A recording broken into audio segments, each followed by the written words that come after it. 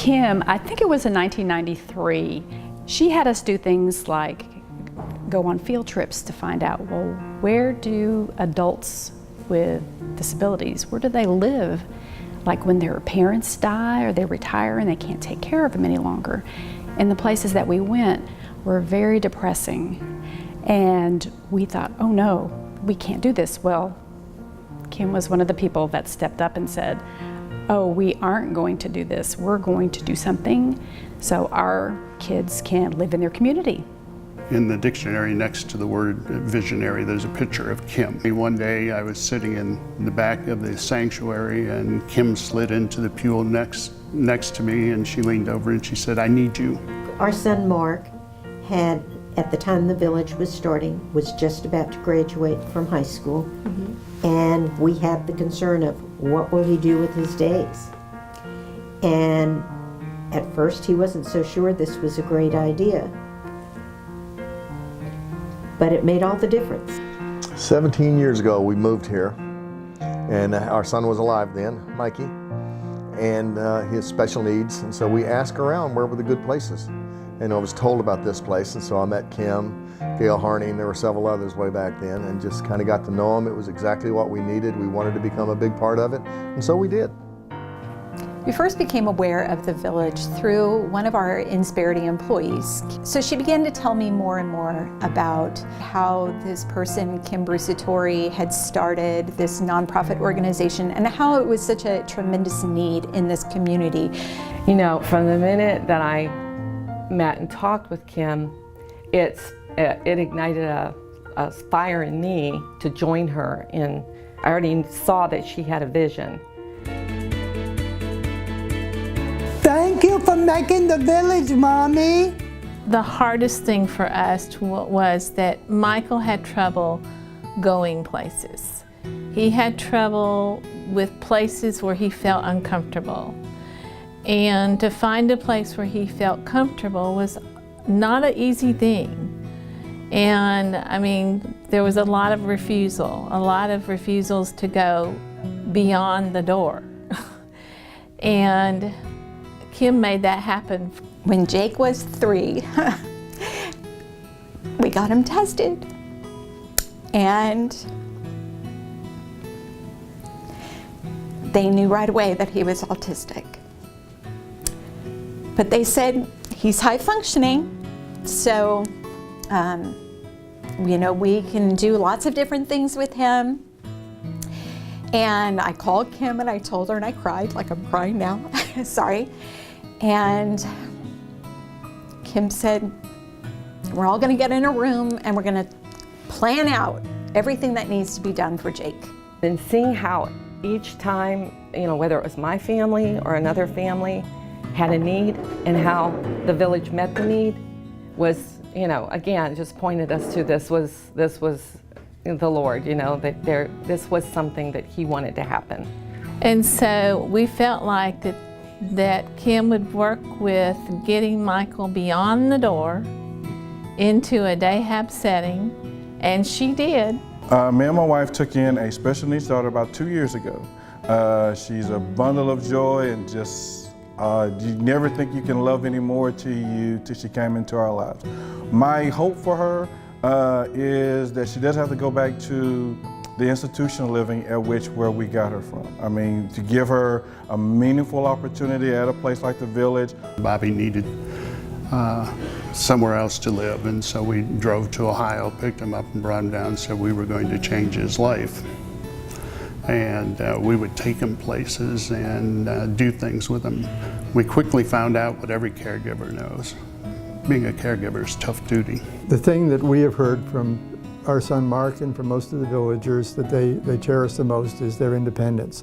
They want to lead their own life, they want to have control of their own life, and the village is able to provide them with that. They did things that he was interested in. They taught him to play Wii. We never thought that he would be able to play Wii bowling. I think it was a comfortable place for him to be, where he felt happy. I would like to see for all of the villagers to be as happy as our son Mark had been. I always envisioned that when Mimi aged out of school at 22, that she would probably just come home and hang out with me all day, and that would be her life. And that would be very depressing because she is a very social animal. And every morning when she got up, or when I got her out of bed, I'd say, "What do you want to do today?" And she told me, "I want to go to the center," even on the weekends. The center has been the highlight of her life, and she's 34, and still every day she looks forward to going to the center. When Mark graduated from Kingwood High School in 1993, there was no Village Learning Center. And Hildy and I, like parents of many of our villagers, wondered where we go from here. Because of Mark's genetic condition, he couldn't drive and he could not live without modest supervision. But Mark wanted to be independent and wanted to live a life of his own. We stumbled along trying different things until 2000, when we learned about the Village Learning Center being started by Kim and a group of very dedicated individuals. The Village Learning Center allowed Mark to become a villager, and he wasn't just a villager, he was a villager through and through, and Mark loved every moment he was at the village. Kim, Mark is looking down at you tonight, and he's saying, "Thank you." He might even be saying, "Hey Kim, you rock, give me 5. You are a beautiful young lady, and I really love you. Kim is a multi-layered visionary. There's never just one motor running at a time. To watch the parents and see their smiling faces and the tears, that they knew that their kids were capable of so much. And we were just giving them the tools to fulfill these great purposes in their lives. I want to thank you for all your hard work, your tireless work on behalf of Michelle and everyone that has come to the village and has served at the village. So thank you very much. I just want to say thank you.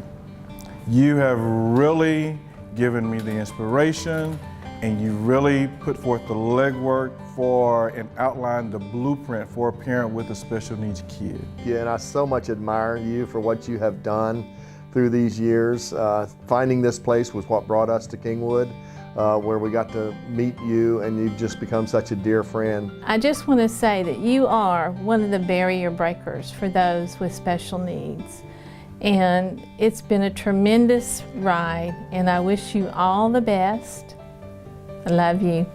Kimberly, we've known each other for a long time, and I'm so glad that when you leaned over and said, "I need you," that I answered, "Okay, I'll come." The Village Learning and Achievement Center is a place to be proud of forever.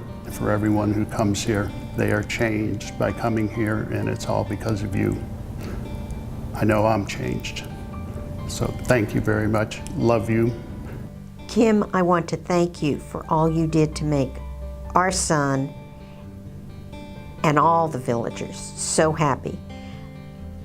A couple of weeks before Mark's death, we were in the car and we were discussing possibly moving to Colorado someday to be closer to our son and our grandchildren.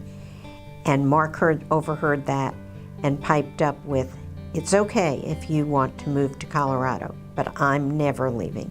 Stony Glen is my home, and my friends are here, and I don't ever want to leave." And that was all because of you, Kim.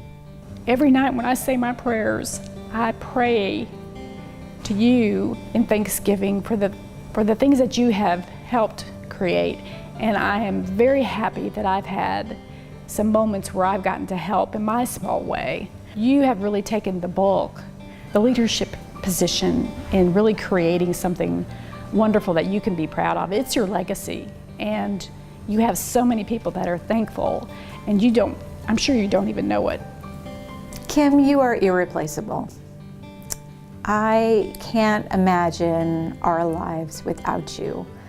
I truly know that God ordered my steps 18 years ago to meet you and watch you as you fulfilled your vision. Kim has just been so inspiring over the years. I love working with visionaries. I love that, Kim, you would come to me and say, Corinne, I've been praying about this, and I know this is God, and I don't know how it's going to happen, but I'd love for you to be a part of it. It is amazing to me to see the love and the outpouring of all of the people that have embraced the many projects the village has had. And I just hope that this continues, and I hope that your hearts continue to be giving towards the village.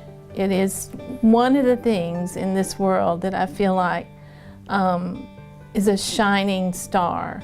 I just can't imagine my 18 years here at Insperity without Kim Brusatori in my life, both personally and professionally. So Kim, I thank God for you every day.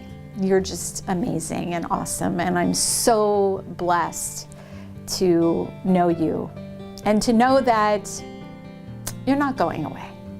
You'll always be with us.